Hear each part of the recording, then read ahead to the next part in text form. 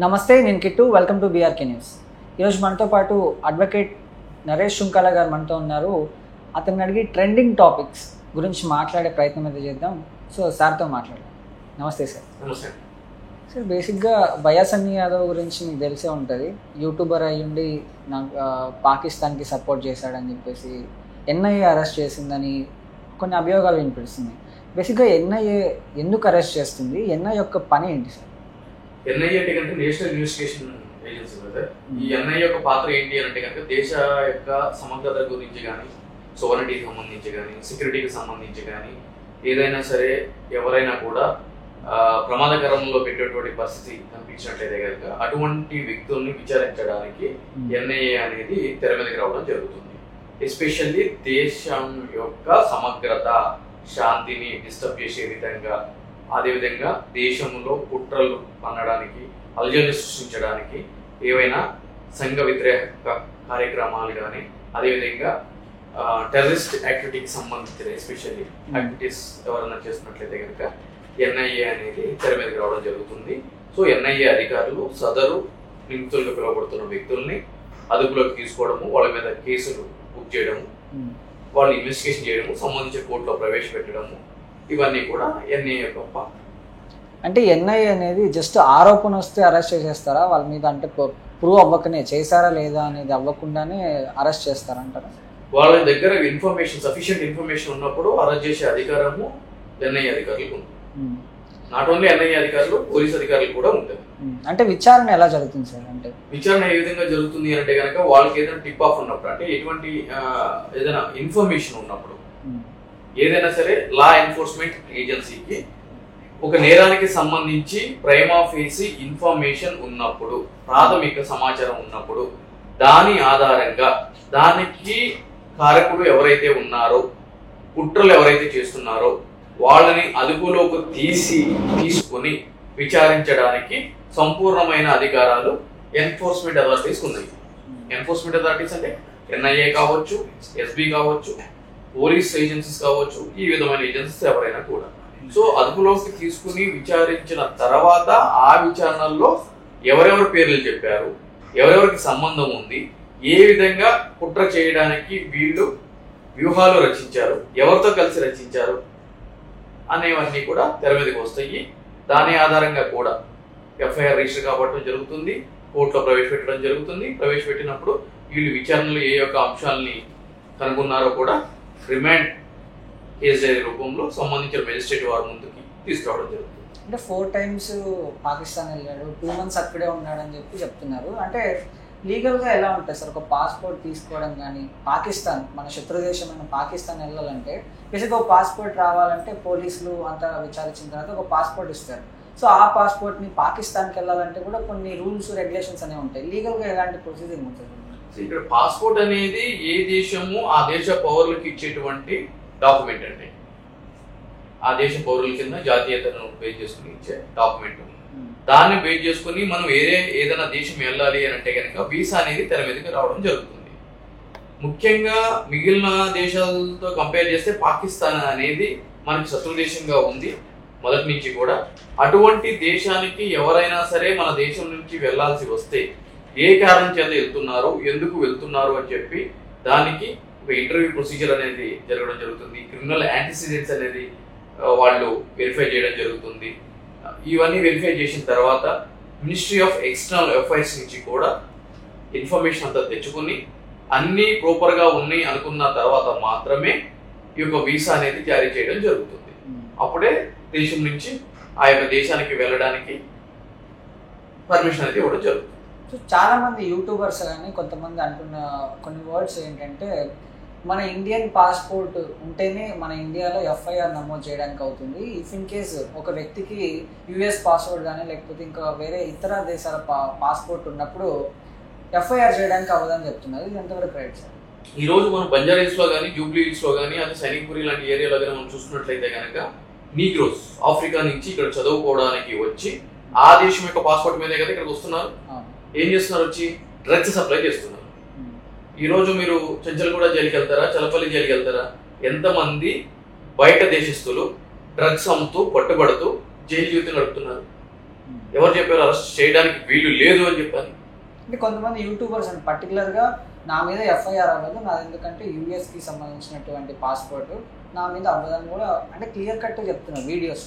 YouTuber గారు of ఆలోచించగలరు brother. వాళ్ళు మాట్లాడేది మనం ఎట్లా కన్సిడరేషన్ చేస్తాము? ఈ రోజు మనం ప్రజాస్వామ్య దేశంలో ఉన్నప్పుడు మనకంటూ కొన్ని చట్టాలు రూపొందించుకున్నప్పుడు ఎవరో యూట్యూబర్ గారు చెప్పాడు అని చెప్పని మీరు నేను వాళ్ళ మాటలు ఎట్లా రిలై అవుతాం? చట్టం is the prime of face. వాళ్ళు 100 సుళ్ళు మాట్లాడతారు. ఇప్పుడు పని పాట లేని వాళ్ళు, పనికి మాలిన వాళ్ళు చూసుకుని ఎంటర్టైన్ చేస్తూ ఉంటారు. మీరు గౌరవప్రదమైన జర్నలిజంలో ఉన్నారు, నేనేమో న్యాయ వృత్తిలో ఉన్నాను. మనలాంటి వాళ్ళు అటువంటి వాళ్ళకి హెచ్చరించాలి. సో కాబట్టి ఇటువంటి ఇంటర్వ్యూలు అనేది చేయడం జరుగుతుంది. ఎందుకంటే తెలియని వాళ్ళు ఎవరైతే ఉన్నారో ప్రజలు అదే నిజమేమో అనుకొని అలా భయపడే వాళ్ళు కూడా ఉంటారు. ఎగ్జాక్ట్లీ. సో మనం ఏంటంటే వాళ్ళకి అవేర్నెస్ అనేది ఏది వాస్తవం ఏదో వాళ్ళకి తెలియజెప్పాలి. సో ఆ ప్రయత్నంగా మిమ్మల్ని నా క్వశ్చన్ అడగడం జరిగింది. అంటే ఎఫ్ఐఆర్ సంబంధించి లుకౌట్ నోటీస్ ఇచ్చారని కూడా తెలుస్తుంది. లుకౌట్ నోటీస్ అంటే ఏంటి, ఒకవేళ లుకౌట్ నోటీస్ ఎందుకు ఇస్తారు సార్? ఎల్ఓసి అంటే కనుక lookout circular brother, lookout notice అని కూడా అంటారు. అదేంటి అంటే కనుక ఎవరి మీద అయినా సరే ఒక కేసు రిజిస్టర్ కాబట్టినప్పుడు సదరు వ్యక్తి పోలీసులకి కానీ ఏదైనా లా ఎన్ఫోర్స్మెంట్ ఏజెన్సీకి కానీ అరెస్ట్ చేయడానికి దొరకకుండా, విచారణకు సహకరించకుండా తప్పించి తిరుగుతున్నప్పుడు సదరు వ్యక్తిని పట్టుకోవాలి అంటే కనుక అతను దేశం దాటి పారిపోకుండా ప్రముఖమైన హార్బర్ అంటే ఓడరేవులకు కానీ ఎయిర్పోర్ట్లకి వీళ్ళు ఏం చేస్తారు అని అంటే కనుక సంబంధించిన ఏ పోలీస్ స్టేషన్లో లేదంటే ఏ ఏజెన్సీలో కేసు రిజిస్టర్ అయిందో సదరు ఇన్వెస్టిగేషన్ అథారిటీస్ ఎయిర్పోర్ట్స్కి ఓడరేవులకి ఈ యొక్క వ్యక్తి ఈ కేసులో నిందితుడిగా ఉన్నాడు, ఇతను విచారణకి సహకరించట్లేదు, దేశం విడిచి పారిపోవడానికి పుష్కలమైన అవకాశాలు ఉన్నాయి, కాబట్టి ఈ వ్యక్తి బయట దేశానికి పారిపోవడానికి ప్రయత్నిస్తే మాకు సమాచారం అందజేయండి అని చెప్పి తెలియజేసేదే లుకౌట్ సర్క్యులర్. సో ఓకే, ఇప్పుడు దుబాయ్ నుంచి చెన్నైకి రాగానే చెన్నై ఎయిర్పోర్ట్లో ఎందుకు పట్టుకున్నారంటే ఈ లుకౌట్ నోటీస్ ఉండడం వల్ల. ఎగ్జాక్ట్లీ.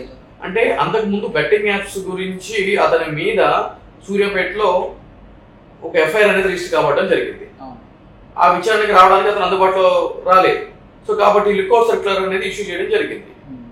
దానికి సంబంధించి అతని యొక్క ఎప్పుడైతే కనుక ఇండియాలో అడుగు పెట్టాడో, ఇండియాలోనే ఏ స్టేట్ అయినా కానీ అడుగు పెట్టాడో, ఇమ్మీడియట్లీ సదరు ఇమిగ్రేషన్ అధికారులు ఏం చేస్తారు అని అంటే కనుక ఏ పోలీస్ స్టేషన్కి వెళ్ళి లుకౌట్ సర్క్యులర్ ఇష్యూ అయిందో ఆ పోలీసులకు సమాచారం ఇస్తారు.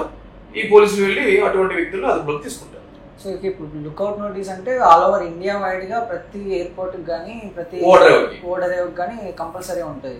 సో ఏ అభియోగాలు ఉన్నా ఏ కేసు ఉన్నా కూడా కంపల్సరీ పట్టేసుకుంటారు. సో అలాగే పైఎస్ఎన్ యాదవ్ పట్టుకోవడం జరిగింది. ఇప్పుడు ఎన్ఐఏ పట్టుకుందని కొంతమంది చెప్తున్నారు, రా కూడా పట్టుకుని ఉండొచ్చు అని కొంతమంది అంటున్నారు. అంటే రా ఎందుకు ఇందులో ఇన్వాల్వ్ అవుతుంది? బేసిక్ గా రా చేసే ఒక పని ఏంటి సార్? రా అంటే కనుక రీసెర్చ్ అనాలిసిస్ వింగ్ బ్రదర్. అది దేశానికి సంబంధించి ఇంటెలిజెన్స్ రిపోర్ట్స్ ని సేకరించేటువంటి ఒక సంస్థ. కానీ రా agency not legally enforceable wing. అంటే పోలీసులు కానీ ఎన్ఐఏకి కానీ ఉండే అధికారాలు అంటే కేసు రిజిస్టర్ చేయడాలు, విచారించే అధికారాలు రా ఏజెన్సీకి ఉండవు.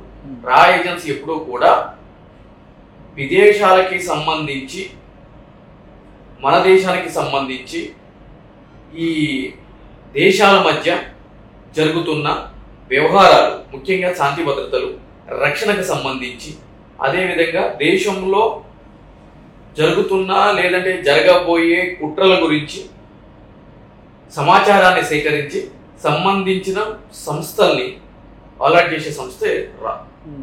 అంటే ఈ ఎన్ఐఏ జ్యోతి మల్హోత్రాని కూడా అరెస్ట్ చేయడం జరిగింది. సేమ్ పాకిస్తాన్కి సమాచారం, సున్నితమైన సమాచారం అందిస్తుందని చెప్పేసి ఇంకా అదే అంశంగా తీసుకొని మళ్ళీ బయాసన్ యాదవ్ని కూడా అరెస్ట్ చేయడం జరిగింది. అంటే బయాసన్ యాదవ్ కొన్ని వీడియోస్లో అంటే ఈ మధ్య బయటకు వస్తున్నాయి. ఆ వీడియోస్లో నాకు పాకిస్తాన్ నుంచి కొంచెం నేను వెళ్ళాలంటే నాకు సపోర్ట్ ఒక అమ్మాయి నుంచి రావాలి, ఆ అమ్మాయి సహకరిస్తే నేను వెళ్ళిపోతాను పాకిస్తాన్ లోపలికి, అక్కడ అన్ని అనుకూలంగా ఉంటాయని చెప్పడం జరిగింది. అంటే ఆ అమ్మాయి జ్యోతి మల్హోత్రానా అనే ఒకటి ఆ కోణం అయితే కనిపిస్తుంది. ఇంకోటి ఏంటంటే సో ఈయన వెళ్ళి జాకిర్ నాయక్ కి సంబంధించి కొన్ని క్వశ్చన్స్ అడగడం జరిగింది. ఈ జాకిర్ నాయక్ ఎవరంటే ఎన్ఐఏ అతన్ని బ్యాన్ చేసింది. సో ఈయన ఏంటంటే మత విద్వేషాలు రెచ్చగొడతాడు కాబట్టి ఇతన్ని ప్రస్థానాలు కానీ ఆయన ప్రెస్ మీట్లు కానీ ఏవి పెట్టకుండా ఎన్ఐఏ ఇతన్ని బ్యాన్ చేసింది. ఆ బ్యాన్ చేసినటువంటి వ్యక్తి దగ్గరికి ఈయన హిందూయిజం గురించి క్వశ్చన్ అడగడం కూడా ఆ వీడియోస్ వైరల్ అవుతున్నాయి. అంటే దీన్ని ఎలా చూడొచ్చు సార్? ఎలా చూడవచ్చు అని అంటే కనుక దేశం యొక్క శాంతి భద్రతల్ని కాపాడవలసిన వ్యవస్థలు ఏవైతే ఉన్నాయో ఆ వ్యవస్థలు పూర్తిగా వైఫల్యం చెందాయి, నిద్రపోతున్నాయి. కాబట్టే ఇటువంటి వ్యక్తులు ఈ విధంగా ప్రవర్తిస్తున్నారు అని చెప్పి చెప్పచ్చు. అంటే ఇప్పుడు తప్పు ఎన్ఐఏ దగ్గర నుంచి ఉందంటారు. నాట్ ఓన్లీ ఎన్ఐఏ, రా కావచ్చు, ఎన్ఐఏ కావచ్చు, మిలిటరీ ఆపరేషన్స్ కావచ్చు, కౌంటర్ ఇంటెలిజెన్స్ కావచ్చు. అంటే నిఘా వ్యవస్థలు ఏవైతే గనక పనిచేస్తాయో రాష్ట్రాలకు సంబంధించి కానీ దేశాలకు సంబంధించి కానీ ఆ వ్యవస్థలన్నీ కూడా నిద్రపోయింది. సో ఇప్పుడు కేఎస్ అని ఎలా ఉంటాయి సార్? జ్యోతి మల్హోత్రాకు వర్తించేది సేమ్ బయాస్ అని అంటే వీళ్ళ యొక్క పాత్రను బట్టి కేసెస్ అనేది రిజిస్టర్ కాబట్టుంది. Not only Jyoti Malhotra, not only Bunny Yadav, మొత్తము ఆపరేషన్ సింధూర్ జరిగిన తర్వాత 11 మంది వ్యక్తుల్ని ఎన్ఐఏ అదుపులోకి తీసుకోవడం జరిగింది, హర్యానా నుంచి మిగిలిన రాష్ట్రాల నుంచి కూడా.